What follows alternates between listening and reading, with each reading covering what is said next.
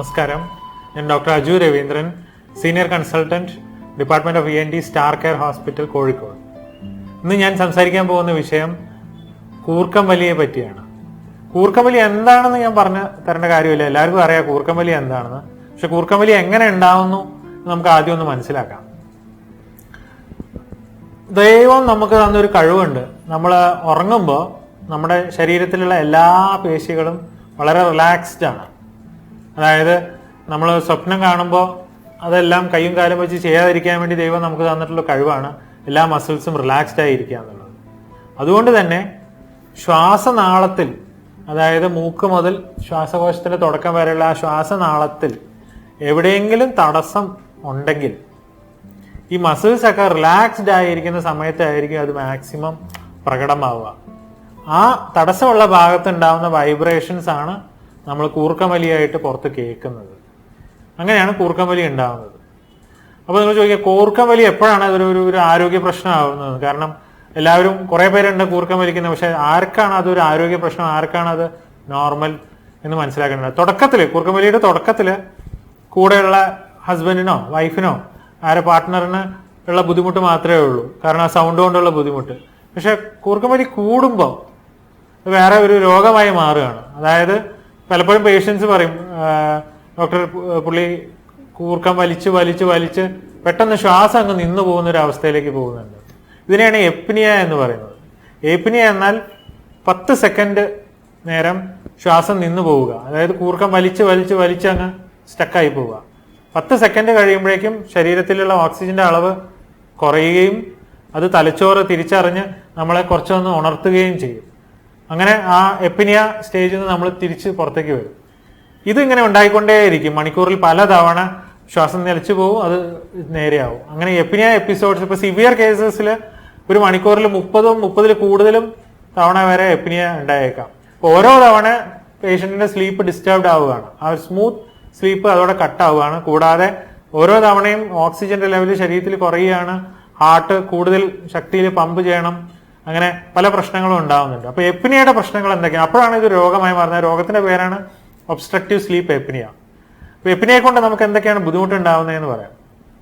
ഈ disturbed sleep ആയ കാരണം പകൽ മുഴുവൻ പേഷ്യന്റ് ഉറക്കം തൂങ്ങിയിരിക്കുക, 8 മണിക്കൂർ ഉറങ്ങിയാലും രാവിലെ എണീക്കുമ്പോൾ തീരെ ഫ്രഷ് അല്ലാതെ എണീക്കുക, തൊണ്ടയും വായൊക്കെ ഫുൾ വരണ്ടിരിക്കുക. കൂടാതെ ഹാർട്ട് സംബന്ധമായ പ്രോബ്ലം, ഞാൻ നേരത്തെ പറഞ്ഞ പോലെ ഹാർട്ട് രാത്രി ഏറ്റവും റെസ്റ്റ് എടുക്കേണ്ട ആ സ്റ്റേജ് മാറി രാത്രിയാണ് ഹാർട്ടിന് കൂടുതൽ പണി, കൂടുതൽ പമ്പിങ് നടക്കുന്നു, ഹാർട്ടിന്റെ മസിൽസ് ഒക്കെ കൂടുതൽ കട്ടിയാവുന്നു. അത് കാരണം രക്തസമ്മർദ്ദം കൂടുന്നു, ഹാർട്ടിന്റെ rhythm problems, even early morning ഉണ്ടാവുന്ന പല ഹാർട്ട് അറ്റാക്സും ഈ ഒബ്സ്ട്രക്റ്റീവ് സ്ലീപ്പ് എപ്നിയ ആയിട്ട് ഒരു കണക്ഷൻ ഇപ്പോൾ പറയുന്നുണ്ട്. അപ്പോൾ ഇതൊക്കെയാണ് എപ്നിയ. പിന്നെ പല റോഡ് ട്രാഫിക് ആക്സിഡന്റുകൾ, ഈ ഉറക്കം തൂങ്ങൽ കാരണം ഉണ്ടാവുന്ന പല ആക്സിഡന്റുകൾ, അങ്ങനെ നമ്മൾ അറിയാതെ തന്നെ ഈ ഒബ്സ്ട്രക്റ്റീവ് സ്ലീപ്പ് എപ്നിയ പല രോഗങ്ങളിലേക്കും നയിക്കുന്ന ഒന്നാണ്. നമുക്കപ്പോൾ എന്തൊക്കെ കാരണങ്ങൾ കൊണ്ടാണ് ഈ ഒബ്സ്ട്രക്റ്റീവ് സ്ലീപ്പ് എപ്നിയ ഉണ്ടാവുന്നതെന്ന് മനസ്സിലാക്കാം. കുട്ടികൾക്കും മുതിർന്നവർക്കും ഒരേപോലെ ബാധിക്കുന്ന ഒരു പ്രശ്നമാണ് ഈ കൂർക്കം വലി. പക്ഷെ കുട്ടികളിൽ ഇതിന്റെ കാരണങ്ങളും മുതിർന്നവരിൽ ഇതിന്റെ കാരണങ്ങളും വളരെ വ്യത്യസ്തമാണ്. കുട്ടികളിലാണെങ്കിൽ കൂടുതലും പ്രശ്നം വലിപ്പം കൂടുതലുള്ള എഡിനോയിഡുകൾ, ടോൺസിലുകൾ, ഇതാണ് മാക്സിമം വരെ. കൂർക്കം വലി, കുട്ടി തീരെ ഉറക്കം ശരിയാവുന്നില്ല, വാ തുറന്ന് ഉറങ്ങുന്നു, ഭയങ്കര കൂർക്കം വലിയാണ്, ബെഡിൽ തിരിഞ്ഞ് കിടക്കുന്നു എന്ന് പാരന്റ്സ് പലപ്പോഴും വന്ന് കംപ്ലൈന്റ് ചെയ്യും. അതിന്റെ യൂഷ്വൽ കാരണം ഈ അഡിനോയിഡോ ടോൺസിലോ വളരെയധികം വലുതായി ശ്വാസം പോകാൻ തീരെ സ്ഥലമില്ലാത്ത ഒരു അവസ്ഥ വരുന്നതാണ്. മുതിർന്നവരിൽ കൂടുതലും പ്രശ്നം പൊണ്ണത്തടിയാണ്. ഇന്നത്തെ നമ്മുടെ ഫാസ്റ്റ് ലൈഫിൽ ഒരുപാട് എക്സസൈസിന് സമയമില്ല, ഒരുപാട് കൊഴുപ്പുള്ള ഭക്ഷണം കഴിക്കുന്നു, ജങ്ക് ഫുഡ് കഴിക്കുന്നു, എല്ലാവർക്കും പൊണ്ണത്തടി കൂടി വരികയാണ്. പൊണ്ണത്തടി കൂടുമ്പോൾ അതേപോലെ തൊണ്ടയിൽ അണ്ണാക്കിന്റെയും ചെറുനാവിന്റെയും ആ ഭാഗത്തൊക്കെ വളരെ ലൂസായി തൂങ്ങി വരുന്നു താഴേക്ക്. അപ്പൊ അത് രാത്രി ഉറക്ക സമയത്താണ് അത് കിടന്ന് വല്ലാതെ വൈബ്രേറ്റ് ചെയ്യുന്നത്. യൂഷ്വലി വലിയ ആൾക്കാരിൽ കാണുന്നത് ആ ഭാഗത്തുള്ള പ്രോബ്ലംസ് ആണ്. അതായത് അണ്ണാക്ക്, ചെറുനാവ്, നാവിന്റെ പുറകിലുള്ള ഭാഗം അതിന്റെ കട്ടിയാവുന്നത്. ഇത് കൂടാതെ സാധാരണയായി മൂക്കിന്റെ ഉണ്ടാവുന്ന ദശ, മൂക്ക് അടപ്പുണ്ടാക്കാവുന്ന എന്ത് കാരണവും കൂർക്കം വലി ഉണ്ടാക്കാം. മൂക്കിന്റെ പാലം വളഞ്ഞിരിക്കുക, ദശ വന്ന് നിറയുക, ഇതെല്ലാം കൂർക്കം വലിയിലേക്ക് നയിച്ചേക്കാം. ഈ കൂർക്കം വലിയുള്ള ഒരു പേഷ്യന്റിനെ നമ്മൾ എങ്ങനെ അസസ് ചെയ്യും എന്ന് മനസ്സിലാക്കാം. ആദ്യം ആദ്യം തന്നെ പേഷ്യന്റിന്റെ ബോഡി മാസ് ഇൻഡെക്സ് നമ്മൾ കാൽക്കുലേറ്റ് ചെയ്യും. അത് പൊണ്ണത്തടി അസസ് ചെയ്യാൻ വേണ്ടിയിട്ടാണ്. നോർമൽ ബോഡി മാസ് ഇൻഡെക്സ് 25 അതിൽ കുറവാണ്, അതിൽ കൂടി 30 വരെ ഓവർ വെയ്റ്റും 30 കൂടുതൽ ഒബീസ് പേഷ്യന്റ് കാറ്റഗറിയിലേക്കും പോകും. രണ്ടാമതായിട്ട് തൈറോയിഡ് ഫംഗ്ഷൻ ടെസ്റ്റ് ഒന്ന് ചെക്ക് ചെയ്യണം. കാരണം തൈറോയിഡിന്റെ കുറവ് കൊണ്ടും കൊഴുപ്പ് കെട്ടിക്കിടക്കാനും തടി കൂടാനും ഉള്ള സാധ്യതയുണ്ട്. നമുക്ക് ഇതിന്റെ ചികിത്സ ഒന്ന് മനസ്സിലാക്കാം. ഏറ്റവും പ്രധാനപ്പെട്ട ഇതിന്റെ ചികിത്സ എന്ന് പറഞ്ഞാൽ വെയിറ്റ് കുറയ്ക്കുക എന്നുള്ളതാണ്. പല പഠനങ്ങളും കാണിച്ചിട്ടുണ്ട് 10% നമ്മൾ നമ്മുടെ ബോഡി വെയിറ്റ് കുറച്ചാൽ കൂർക്കം വലി 25% വരെ കുറയുമെന്ന്. അതായത് 100 കിലോ ഉള്ള ഒരാള് 10 കിലോ കുറച്ച് 90 കിലോ ആക്കിയാൽ അയാളുടെ കൂർക്കം വലി 25% കുറയുന്നത്. അപ്പോൾ വെയിറ്റ് റിഡക്ഷൻ ഇതിന് വളരെ ഇമ്പോർട്ടൻ്റ് ആയിട്ടുള്ള ഒരു കാര്യമാണ്. വേറെ ഏത് ട്രീറ്റ്മെന്റ് എടുത്താലും അതിനുശേഷവും വെയിറ്റ് കൺട്രോളിൽ നിർത്തുക എന്നുള്ളതിൽ ഭയങ്കര ഇമ്പോർട്ടൻ്റ് ആയിട്ടുള്ള കാര്യമാണ്. രണ്ടാമത് എങ്ങനെ ഉറങ്ങുന്ന രീതി. അതായത് മലന്ന് നമ്മൾ കിടന്ന ഈ നാവ് പുറകോട്ട് വീണ് ഈ ശ്വാസനാളത്തിന്റെ ആ ഒരു വിട്ട് പിന്നെയും കുറയേ ഉള്ളൂ. അപ്പോൾ എപ്പോഴും നമ്മൾ ചെരിഞ്ഞ് കിടക്കുന്ന ഉറങ്ങാൻ പറയും. അപ്പോൾ ശ്വാസനാളം തുറന്നിരിക്കും. പിന്നെ രാത്രി ഒരുപാട് ഭക്ഷണം കഴിച്ച് ഉടനെ പോയി കിടക്കുക, രാത്രി മദ്യപിച്ച് പോയി കിടക്കുക, ഇതൊക്കെ കൂർക്കം വലി കൂട്ടുന്ന കാര്യങ്ങളാണ്. ഇനി അതിന്റെ എക്സാക്ട് ട്രീറ്റ്മെന്റിലേക്ക് കിടക്കാം. കൂർക്കം വലി മാറാൻ മരുന്നുകളൊന്നുമില്ല. മരുന്ന് കഴിച്ച് കൂർക്കം വലി മാറുന്ന അങ്ങനത്തെ മരുന്നുകളൊന്നും കണ്ടുപിടിക്കപ്പെട്ടിട്ടില്ല. കൂർക്കം വലിയുടെ ചികിത്സ 2 എണ്ണമാണ്. 2 ഓപ്ഷനാണ് അതിലുള്ളത്. ഒന്നെങ്കിൽ CPAP എന്ന് പറഞ്ഞൊരു മെഷീൻ, അല്ലെങ്കിൽ സർജറി. CPAP മെഷീൻ അതൊരു ബോക്സ് പോലത്തെ ഒരു ഉപകരണമാണ്. അതിന്റെ അറ്റത്തുനിന്ന് ഒരു ട്യൂബ് വരും. അത് നമ്മൾ മൂക്കിൽ വായുവായിട്ട് ഫിറ്റ് ചെയ്തിട്ട് കിടന്നുറങ്ങുന്ന ഒരു മെഷീനാണത്. ഇത് സർജറി താല്പര്യമില്ലാത്തവർക്ക് നമ്മൾ അഡ്വൈസ് ചെയ്യുന്ന ഒരു സാധനമാണ് CPAP മെഷീൻ എന്താ ചെയ്യാന്ന് വെച്ചാൽ, നമ്മൾ ഉറങ്ങുമ്പോൾ ഉള്ളിലേക്ക് ശ്വാസം വലിക്കുമ്പോൾ ഈ മെഷീൻ അത് സെൻസ് ചെയ്യും. അത് മനസ്സിലാക്കി നമ്മൾ ഉള്ളിലേക്ക് ശ്വാസം വലിക്കുമ്പോൾ അത് എയർ പ്രഷറിൽ പമ്പ് ചെയ്യും. അതായത് അതൊരു ന്യൂമാറ്റിക് സ്പ്ലിൻ്റായി അല്ലെങ്കിൽ എയർ പ്രഷറിൽ പോയിട്ട് ഈ അടഞ്ഞിരിക്കുന്ന ശ്വാസനാളത്തെ അങ്ങ് തുറക്കും.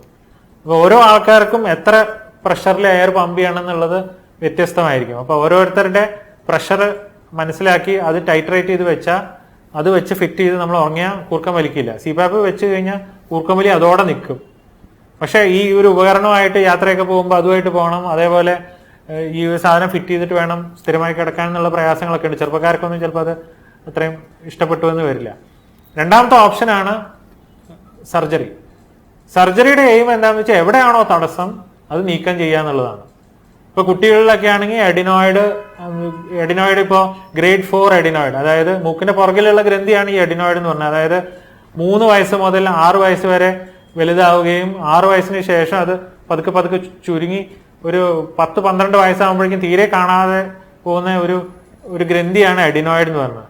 പക്ഷെ ഇത് ആ 3 വയസ്സ് മുതൽ 6 വയസ്സ് വരെയുള്ള ആ പ്രായത്തിൽ അത് കംപ്ലീറ്റ് ആയി ഫില്ല് ചെയ്ത് തീരെ ശ്വാസം വലിക്കാൻ പറ്റാതെ വരുമ്പോഴാണ് അതൊരു രക്തസ്രാവമായി മാറുന്നത്. അപ്പൊ എഡിനോയിഡ് എടുത്തു കളയാൻ പല മാർഗങ്ങളും ഉണ്ട്. ഇപ്പൊ തീരെ രക്തസ്രാവം ഒന്നും ഇല്ലാതെ എടുത്തു കളയുന്ന കോബ്ലൈറ്റർ പോലത്തെ പുതിയ ടെക്നോളജീസ് ഉണ്ട്, അവൈലബിൾ ആണ്. ഒരു ദിവസം അഡ്മിഷൻ പോലും വേണ്ട, രാവിലെ വന്നാൽ വൈകുന്നേരം വീട്ടിൽ പോവാം. അതേപോലെ ടോൺസിൽസിന്റെ ഓപ്പറേഷൻ. ടോൺസിൽ ഒരുപാട് വലിപ്പം കൂടി തമ്മിൽ തൊടുന്ന ഒരു സ്റ്റേജ്, അതായത് ഗ്രേഡ് 4 ടോൺസിൽസ്, കിസ്സിംഗ് ടോൺസിൽസ് എന്ന് പറയും. ആ ഒരു സ്റ്റേജിലൊക്കെ ആകുമ്പോൾ തീരെ ശ്വാസം വലിക്കാനും ഭക്ഷണം കഴിക്കാനും ഒക്കെ പ്രയാസമുള്ള ഒരു സ്റ്റേജാണ്. പല കുട്ടികളും ആ സ്റ്റേജിൽ വരുന്നുണ്ട്. അങ്ങനെ ഒരു സ്റ്റേജ് ആകുമ്പോഴാണ് ടോൺസിൽസ് എടുത്ത് കളയാൻ പറയുന്നത്.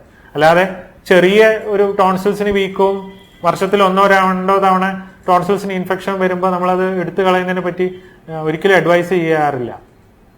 പിന്നെ മുതിർന്ന ആൾക്കാരിൽ കൂർക്കം വലിയുടെ ഓപ്പറേഷൻ എന്ന് വെച്ചാൽ ചിലർക്ക് ഒന്നിൽ കൂടുതൽ ലെവലുകളിൽ ബ്ലോക്ക് ഉണ്ടായേക്കാം. ചിലർക്ക് മൂക്കിലും ദശയുണ്ടാവും, തൊണ്ടയിലും അണ്ണാക്ക് ചെറുനാവിന്റെ ഭാഗം തൂങ്ങി വന്നിട്ടുണ്ടാവും. അവർക്ക് മൂക്കും റെഡിയാക്കി കൊടുക്കാനുണ്ടാവും, അതിന്റെ കൂടെ ഈ ചെറുനാവിന്റെ ഭാഗവും സ്പേസ് കൂട്ടി കൊടുക്കാനുണ്ടാവും. അപ്പോൾ ഏതൊക്കെ ലെവലിലാണ് ഒബ്സ്ട്രക്ഷൻ അതൊക്കെ ക്ലിയർ ചെയ്യാന്നുള്ളതാണ് സർജറിയുടെയും ഉദ്ദേശം.